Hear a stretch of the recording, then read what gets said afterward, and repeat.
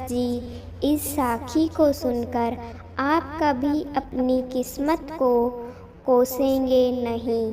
बाबा जी अपने सत्संग में अक्सर फरमाते हैं कि किस्मत का रोना मत रो, भजन सिमरन करो, सतगुरु को याद करो, उनकी भजन बंदगी को समय दो। साध संगत जी, यह साखी एक सत्संगी ने सुनाई थी, क्योंकि दूसरा सत्संगी उनसे कह रहा था कि मेरी किस्मत बहुत बुरी है। इसके जरिए फिर उसको एक महात्मा बुद्ध की साखी के माध्यम से उसे समझाया। उसने कहा कि बहुत समय पहले की बात है, एक नगर में महात्मा बुद्ध ठहरे हुए थे। तभी वहाँ पर एक किसान आया और वह महात्मा बुद्ध से कहता है, हे बुद्ध, मेरी किस्मत बहुत बुरी है। मैं जो भी काम करता हूँ कभी सही नहीं होता, वह हमेशा बिगड़ जाता है। मुझे मेरी मेहनत का फल नहीं मिलता। मैं कितनी भी मेहनत से काम कर लूँ, कितनी भी लगन से काम कर लूँ, पर मुझे मेरी मेहनत का फल कभी नहीं मिलता। ऐसा मेरे साथ क्यों होता है? मैं एक किसान हूँ, खेती करता हूँ, लेकिन मेरी फसल कभी अच्छी नहीं हो पाती और इसी वजह से मैं बहुत परेशान रहता हूँ। पता नहीं क्यों मेरे साथ ही ऐसा क्यों होता है। इसका उपाय के लिए मैंने कई साधु संतों से बात की, कई ज्ञानियों से उनकी राय ली, लेकिन उन्होंने जो कुछ भी कहा मैंने वह सब कुछ किया। मैंने सभी तरह के अनुष्ठान, पूजा पाठ और यहाँ तक कि हर प्रकार के कार्य करके देख लिए, लेकिन फिर भी मुझे इसका कोई लाभ नहीं मिल रहा। और वहीं पर मेरे अन्य गांव वाले, उन सब की फसल बहुत अच्छी होती है, जबकि वह अपने खेतों में उतनी मेहनत भी नहीं करते जितनी मैं करता हूँ, लेकिन फिर भी उनकी फसलें हमेशा ही बहुत अच्छी होती है। मैंने सुना है कि आप सभी की समस्या का समाधान करते हैं, इसीलिए मैं आज आपके पास आया हूँ। क्या आप मेरी समस्या का समाधान कर सकते हैं? हे तथागत, क्या आप मेरी किस्मत भी बदल सकते हैं? उस किसान की सारी बात सुनकर महात्मा बुद्ध मुस्कुराने लगे और उस किसान से कहते हैं, तुम्हारी किस्मत तो पहले से ही बहुत अच्छी है, सब कुछ तो तुम्हारे पास ही है, फिर भला तुम ऐसा क्यों कहते हो कि तुम्हारी किस्मत अच्छी नहीं है? इस पर वह किसान महात्मा बुद्ध के इस सवाल का जवाब देते हुए कहता है, हे तथागत, मेरे पास क्या है? मेरी किस्मत इतनी बुरी है कि जब भी मैं काम में हाथ लगाता हूँ वह सारे कार्य बिगड़ जाते हैं। मैं चाहकर भी अपने खेतों में अच्छी फसल नहीं उगा पाता, जबकि वहीं पर मेरे गांव के अन्य लोग अच्छी फसलें उगा लेते हैं और वह लोग तो मेरे जितनी मेहनत भी नहीं करते। तो ऐसे में भला मेरी किस्मत कैसे अच्छी है? इस पर महात्मा बुद्ध मुस्कुराते हुए किसान से कहते हैं, तुम्हारे पास एक स्वस्थ शरीर है, तुम्हारे सभी अंग अच्छी तरह से काम करते हैं, तुम्हारा मस्तिष्क भी अच्छी तरह से काम करता है और तुम्हारे पास अच्छी खासी ज़मीन भी है। भला तुम्हारे पास किस चीज़ की कमी है? अगर ऐसे देखा जाए तो तुम्हारी किस्मत तो बहुत अच्छी है। इस पर वह किसान महात्मा बुद्ध से कहता है, हे तथागत, मेरी समस्या यह नहीं है। मेरी समस्या तो यह है कि जिन भी कार्यों में मैं हाथ डालता हूँ वह कार्य बिगड़ क्यों जाते हैं। रही बात ज़मीन की, अच्छा शरीर, अच्छा मस्तिष्क और अच्छे अंगों की तो वह तो सभी के पास हैं। मेरे सभी गांव वालों के पास भी हैं और उनके पास अच्छी ज़मीन भी है और तो और उनके पास अच्छी फसल भी है। इसी कारण वह लोग हमेशा सुखी रहते हैं। लेकिन मेरे खेतों में तो अच्छी फसल हो ही नहीं पाती। हर वर्ष मुझे एक भारी नुकसान झेलना पड़ता है। क्या आप मुझे कोई इसका उपाय बता सकते हैं? क्या ऐसा कोई मंत्र है? क्या ऐसा कोई तरीका है जिससे मेरी किस्मत एक बार फिर से चमक जाए? इस पर महात्मा बुद्ध उस किसान से कहते हैं, ठीक है, यदि तुम कोई उपाय चाहते हो या कोई मंत्र चाहते हो तो वह मैं तुम्हें अवश्य ही दूंगा। लेकिन उससे पहले मुझे यह बताओ, क्या तुम्हें पता है तुम्हारे खेत में खजाना है? यह सुनकर वह किसान थोड़ा आश्चर्यचकित हुआ और वह महात्मा बुद्ध से तुरंत ही बोल पड़ा, हे बुद्ध, आप यह क्या कह रहे हैं? मेरे खेत में खजाना है और यह मुझे पता तक नहीं। बताइए वह खजाना कहाँ है? मैं अभी उसे जाकर निकाल लूँगा। बताइए बुद्ध, वह खजाना कहाँ है? इस पर महात्मा बुद्ध उस किसान से कहते हैं, वह खजाना तुम्हें ऐसे नहीं मिलने वाला। उसके लिए तुम्हें मेरा कार्य करना होगा। मैं तुम्हें जैसा जैसा कहूँगा तुम्हें वैसा ही करना होगा, तब जाकर तुम्हें वह खजाना अवश्य मिल पाएगा। उस किसान ने महात्मा बुद्ध की सारी बातें सुनी और उसके बाद वह किसान महात्मा बुद्ध से कहता है, हे तथागत, बताइए मुझे क्या करना होगा? आप जैसा कहेंगे मैं वैसा करने के लिए तैयार हूँ, लेकिन मुझे बता दीजिए कि आखिर वह खजाना मेरे खेत में कहाँ पर है? इस पर महात्मा उस किसान से कहते हैं, अपने खेतों में जाओ और अपने खेतों की खुदाई करके एक मिट्टी टोकरी भरकर मेरे पास लाओ। वह किसान तुरंत ही महात्मा बुद्ध की बात मान लेता है। वह भागा भागा अपने खेतों में जाता है और जल्दी जल्दी एक टोकरी मिट्टी की भरकर वह वापस महात्मा बुद्ध के पास पहुंचता है। उस मिट्टी को देखने के बाद महात्मा बुद्ध उस किसान से कहते हैं, ठीक है, अब मेरी बात ध्यान से सुनो। अब 1 महीने बाद अपने खेत की खुदाई करना और जब तुम पूरा खेत खोद दोगे तो उसमें से एक टोकरी मिट्टी फिर से मेरे पास लेकर आना। महात्मा बुद्ध के मुख से यह बात सुनकर वह किसान कुछ देर के लिए सोच में पड़ गया। वह सोचने लगा, जब खजाना मेरे खेतों में गड़ा हुआ है तो महात्मा बुद्ध मुझे सीधे सीधे बता क्यों नहीं देते कि वह कहाँ पर है। उसने कुछ देर सोच विचार करने के बाद महात्मा बुद्ध से आखिरकार यह बात पूछ ही ली। वह किसान महात्मा बुद्ध से कहता है, हे तथागत, यदि वह खजाना मेरे खेतों में है तो आप मुझे बता क्यों नहीं देते कि वह कहाँ पर है? मैं उसे अभी जाकर निकाल लेता हूँ। भला मुझे 1 माह का इंतज़ार क्यों करना है? आखिर इसकी क्या ज़रूरत है? इस पर महात्मा बुद्ध बड़े ही शांत स्वभाव से उस किसान से कहते हैं, हर कार्य का एक समय होता है और वह कार्य यदि उस उचित समय पर किया जाए तो वह हमें उचित और शुभ फल देता है। तुम चाहते हो तो मैं तुम्हें खजाना बता देता हूँ कि वह खजाना तुम्हारे खेतों में कहाँ गड़ा हुआ है।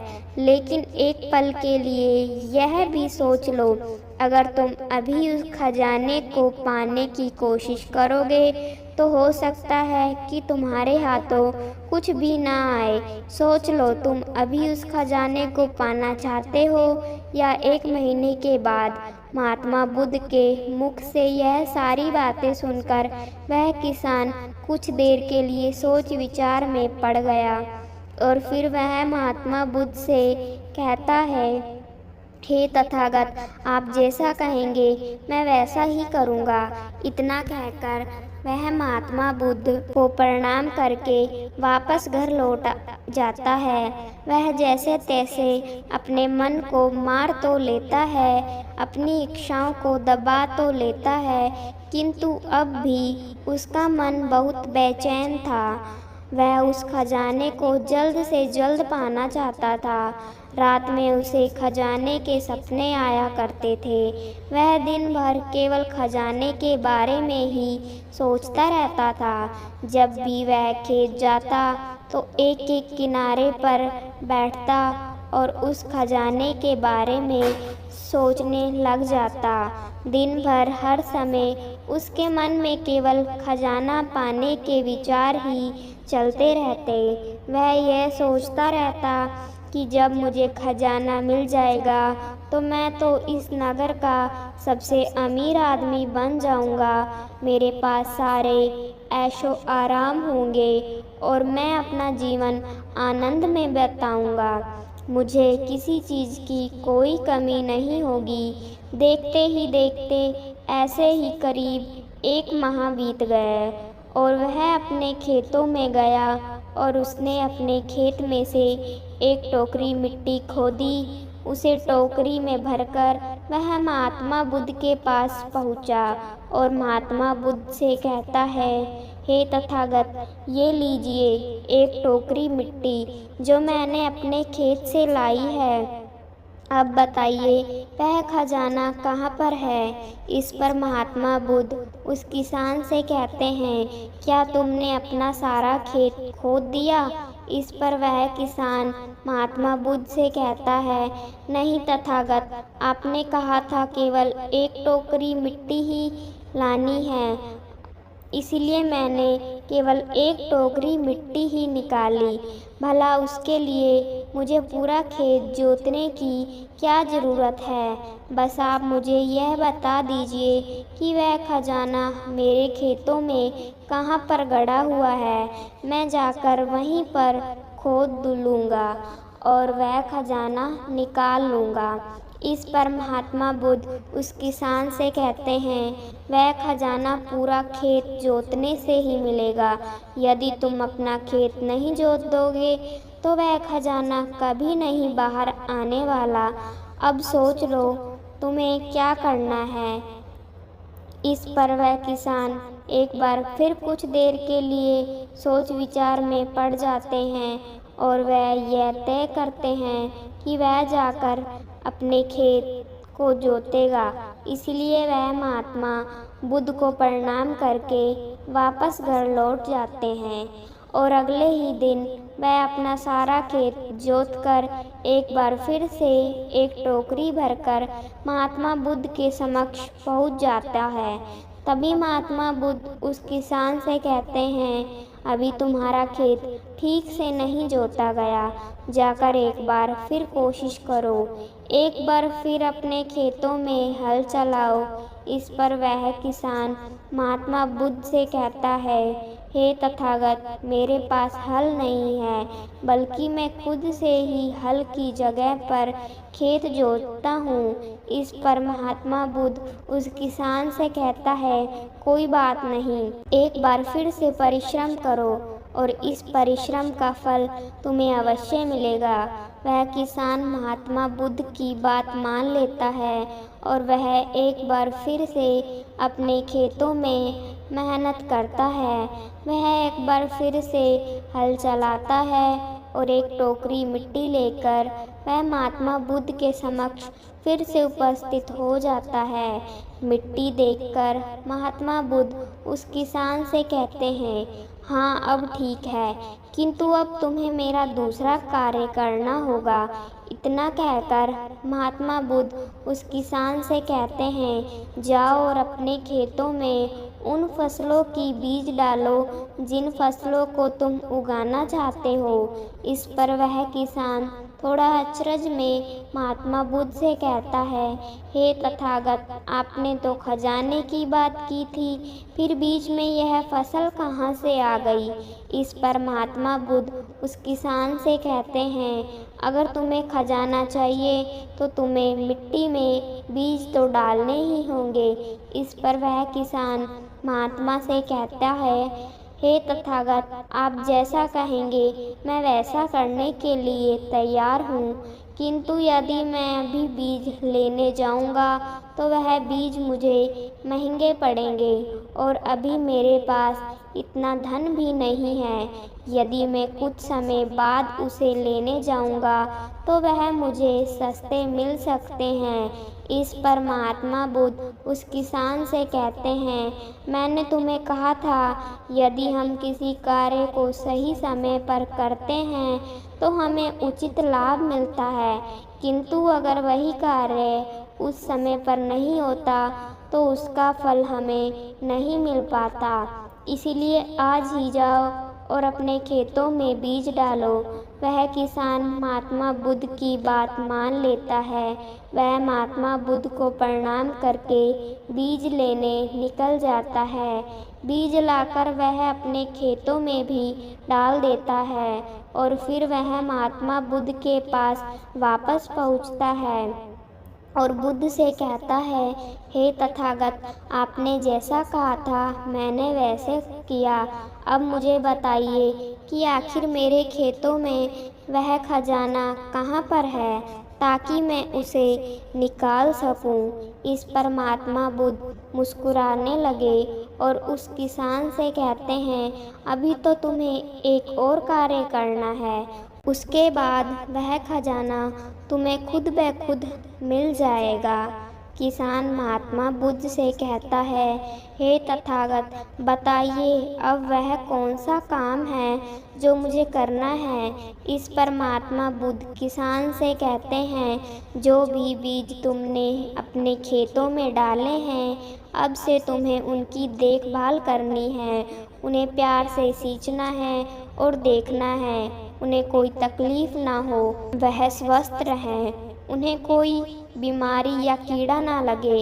यदि ऐसा हुआ तो तुम्हें वह खजाना नहीं मिल पाएगा, और यदि तुम्हारे खेत का हर एक बीज अंकुरित हो गया और वह अपनी संपूर्णता तक पहुंच गया तो वह खजाना तुम्हें अवश्य ही दिखाई देगा, और जब तुम्हें मेरे पास आने की कोई आवश्यकता भी नहीं पड़ेगी।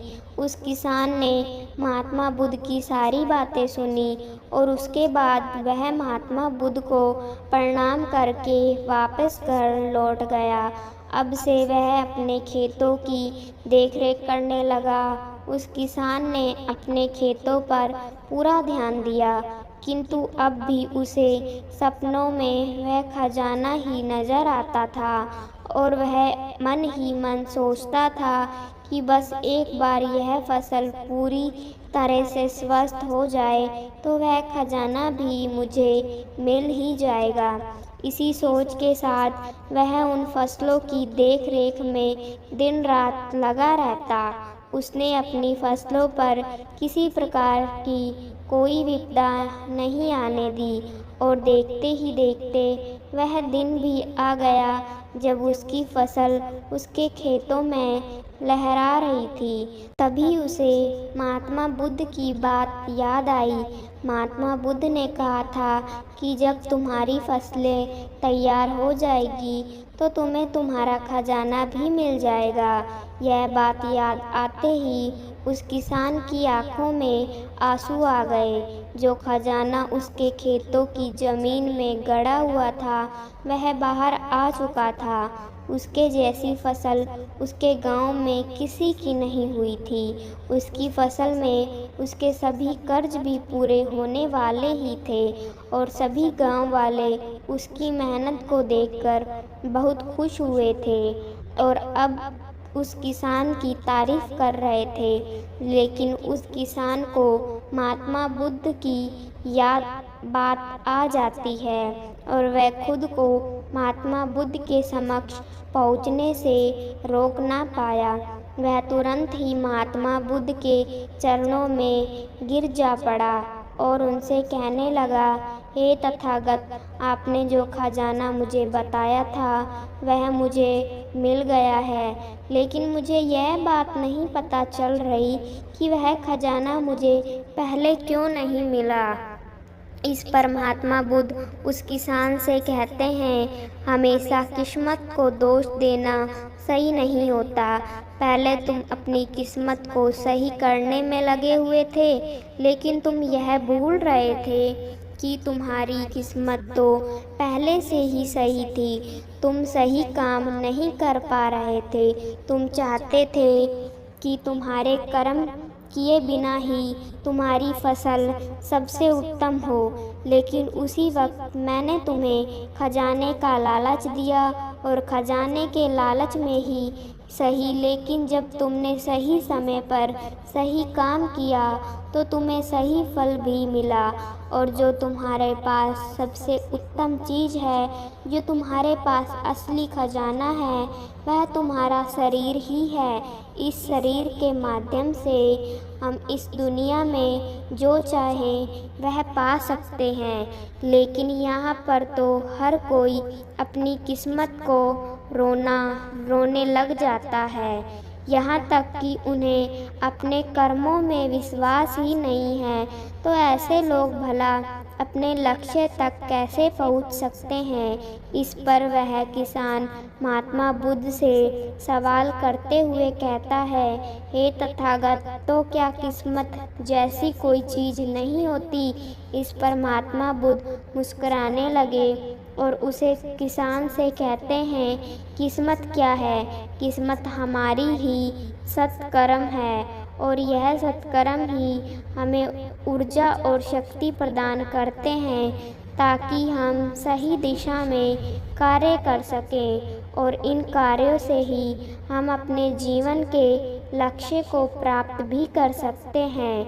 महात्मा बुद्ध के मुख से यह उपदेश सुनकर वह किसान महात्मा बुद्ध के चरणों में जा गिरा और उनसे कहने लगा, हे तथागत, मुझे आज पता चल गया है कि मेरी किस्मत खराब नहीं थी, मेरे तो कर्म ही खराब थे, किंतु मैं आज आपको वचन देता हूँ कि आज से मैं अपनी किस्मत की कभी खराब नहीं करूँगा, अपने कर्मों को सुधार लूँगा और सभी कार्य समय पर करूँगा।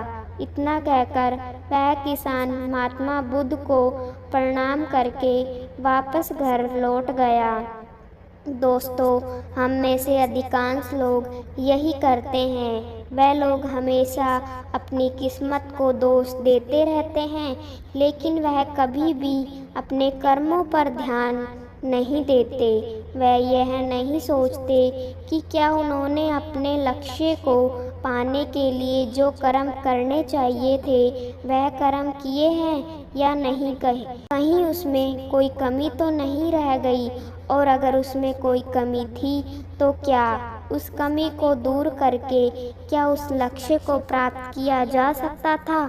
और यह सब हम तब सोच पाएंगे, तब समझ पाएंगे जब हम अपनी किस्मत को दोष देना बंद कर देंगे। लेकिन हम तो अपने आप को सही और अपनी किस्मत को गलत ठहराना चाहते हैं। हम किसी ऐसे को चाहते हैं जो हमारी गलतियों का ठेका ले, इसीलिए हम अपनी किस्मत को हमेशा दोष देते रहते हैं ताकि हमें कभी किसी के सवालों का कोई जवाब ही ना देना पड़े, और इस तरह से हम उस समस्या से भी निकल जाते हैं।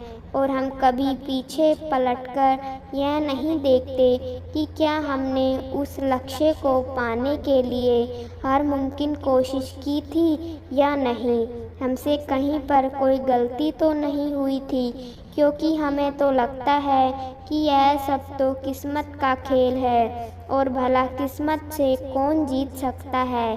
आपने अपने आसपास भी ऐसे कई लोगों को देखा होगा जो लोग अपने लक्ष्य को प्राप्त ना कर पाने पर रोते हैं, चिल्लाते हैं, और जब उनसे कोई उनकी असफलता का कारण पूछता है तो वह यही कहते हैं कि वह तो मेरी किस्मत में था ही नहीं।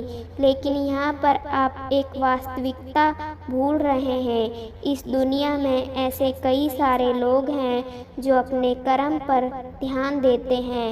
वह अपने कर्म को कभी नहीं छोड़ते, भले ही वह अपने लक्ष्य को पहुँच पाने में असफल हो जाएं, लेकिन फिर भी वह अपने कर्म पर विश्वास रखते हैं।